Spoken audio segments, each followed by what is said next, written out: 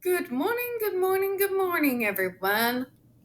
Very stupid o'clock. I am not awake, but I survived yesterday's mandatory OT. Welcome to another episode of Spilling Tea. I am your host, Tiffany Daniels, and we're going to start a report that's special. This is in regards to one of the 6 people that we know of who died due to the JRC. This is the investigation report. I believe it was completed back in 1995. But before we go down horror story memory lane here, a few of the usual disclaimers. First off, you are going to see the link to this investigative report, as well as the other pertinent links to the Stop the Shocks campaign. Tell them, Mr. Mew. Right there in the description box, including Autistic Hoya's massive archive on the subject. The templates, again, folks, sign your name, click on your senator. Takes less than 2 minutes, and we are trying to end improper restraint, seclusion, and adversive therapies in schools. It takes lives, folks, every year. I can vouch for this personally because I get the reports, all right? Okay, and we also have the ever present, self explanatory change.org Shut the Judge Rotenberg Center Down petition. Now, folks, trigger warning when we talk about the JRC, you're going to hear vivid descriptions of and catch clips of surveillance footage of peoples with disabilities being tortured and abused. If you have young children present, folks, please use your headphones, all right? Okay. Now, it is 4:22 a.m., stupid o'clock in the morning. Usually I'd be more awake, but I worked 9.5 hours yesterday. I'm not even sure how I am forming even somewhat coherent sentences right now. So if I stumble over any of my words, folks, please, my apologies in advance, all right? Okay, so investigation report. This was the investigating agency, which was called DMR at the time. Client's guardian, conservator guardian ad litem, representative payee, person with power of attorney, if any, that would be Vi's mother. Okay, so this is in regards to the death. Oh my goodness, I can't think of her name. I'm not awake, people. Bear with me. I gotta read this like the rest of you.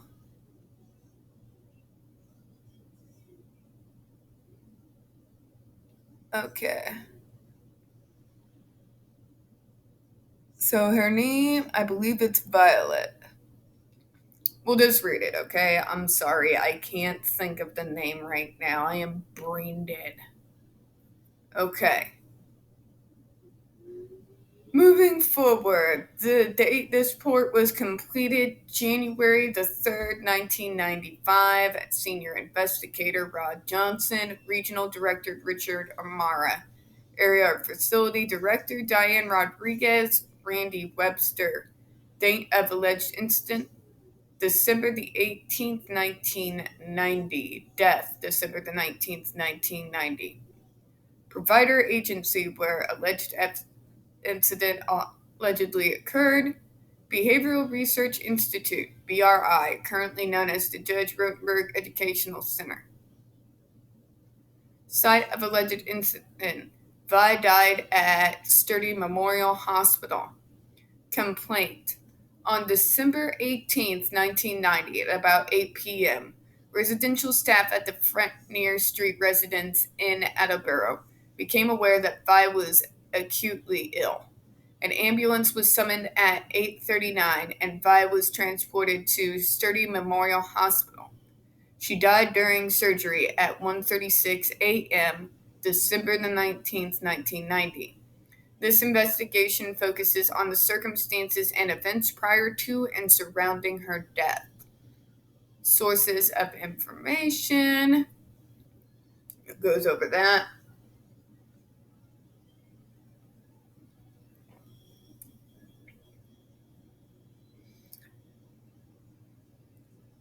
Well, you can take a look at. I don't want to read freaking appendixes, okay? Demonstrative evidence. Polaroid copy photograph taken by Detective W. Bennett, Attleboro Police Department, depicting a blue discoloration to the face. Photograph taken at autopsy.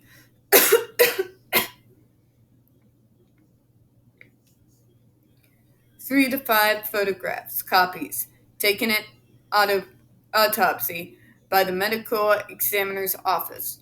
Bruises visible to both inner arms. Blue discoloration visible to the left side of the face. Taken at December the 19th, 1990, on or about 11:30 a.m. Physical evidence. Ammonia inhalants from the Frenier Street residence in Attleboro, Massachusetts. Was from a kitchen drawer, unsecured.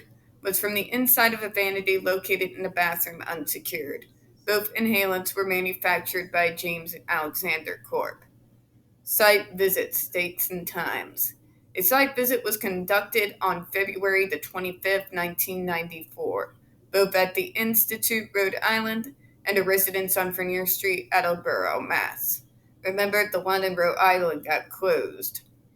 Carol Walsh, nurse practitioner, also toured both locations. A second site visit was conducted on May 13th, 1994, Classroom B, by this investigator, Miss Walsh, and Jim White, Department Director of Investigation. Narrative findings of fact and conclusions. Background regarding site, client, and or alleged abuser, wrongdoer if relevant. Vi was a 19-year-old woman with intellectual disability when she died. She was able to communicate with a few signs and gestures. She weighed 106 pounds and was 5 feet 5 tall. Her provider caretaker was the BRI of Rhode Island. She resided at the Frenier House, which is located in Attleboro, Massachusetts. The day program was located in Providence, Rhode Island. Vi was transported by bus daily to Providence, where the day program is located. The bus trip took approximately 1 to 1.5 hours each way. The residence and the day program are both operated by BRI. Overview of Vi's placement in diagnostic history prior to admission to BRI through 1984. Vi was born on February the 23rd, 1971. Her mother, Vi's mother, was her guardian. Vi resided at home from 1971 to 1978, attending the following day programs. I.H. Schwartz Clinic, New Bedford, Mass., 1974 to 1976. Community Clinical Nursery, New Bedford, Mass., 1976 to 1977. Project of Orient Nursery, Acushnet, Mass., 1976 to 1978.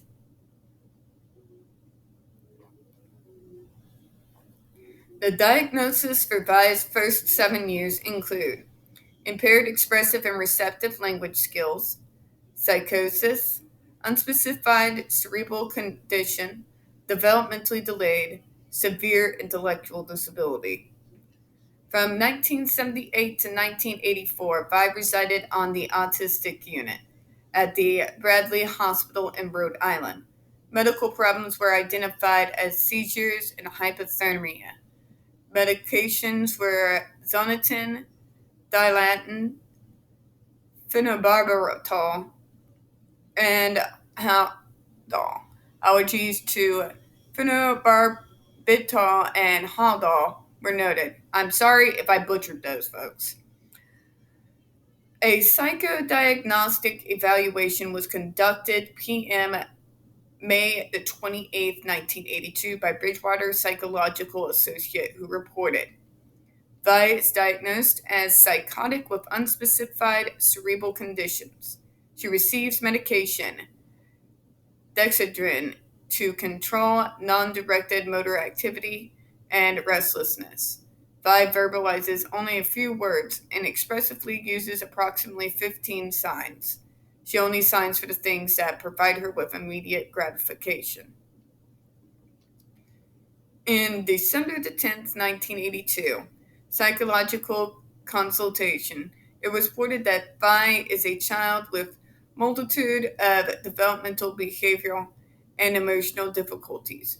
She had been in residence on the Developmental Disabilities Unit at Bradley Hospital since September the 1st, 1978. Her current diagnosis is psychosis with several medical complications, including seizure disorder. She is presently taking Dilantin for the control of these seizures.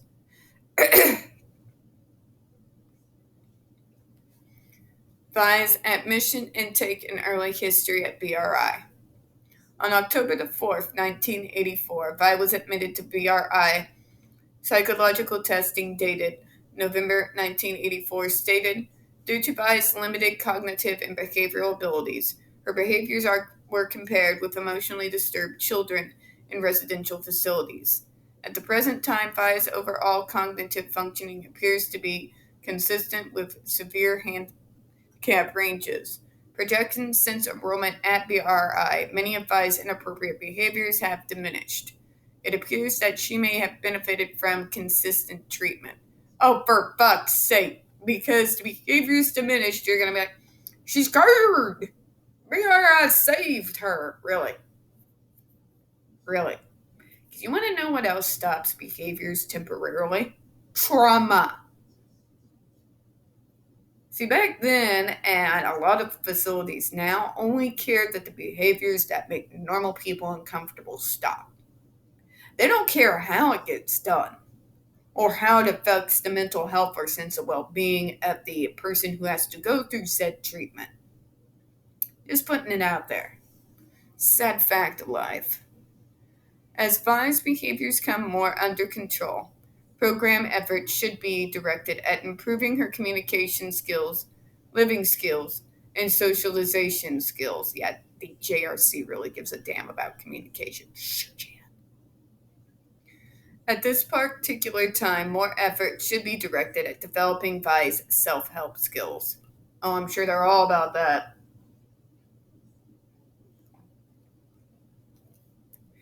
Intake summary at BRI dated October 1984 identified that Vi was referred to BRI by the town of Dartmouth Public School System. Excuse me. The BRI psychologist found Vi functioning at a 2-year-old level with an IQ of under 30. Yeah, I'm going to trust your psychologists. You know, the ones that approve of torture about what my IQ is. Sure, Jan. Sure. God. Not done, folks. Not yet. The BRI physician completed a physical examination on October the 10th, 1984. He has her on Dilantin 100 milligrams to control her seizures. Wonder if they took her off. Don't put him on medication. God. In April 9th. No, I'm sorry. That's March. Sorry. No, I'm wrong. It is April. Okay. No, March. I'm sorry, folks. I am not awake. Okay.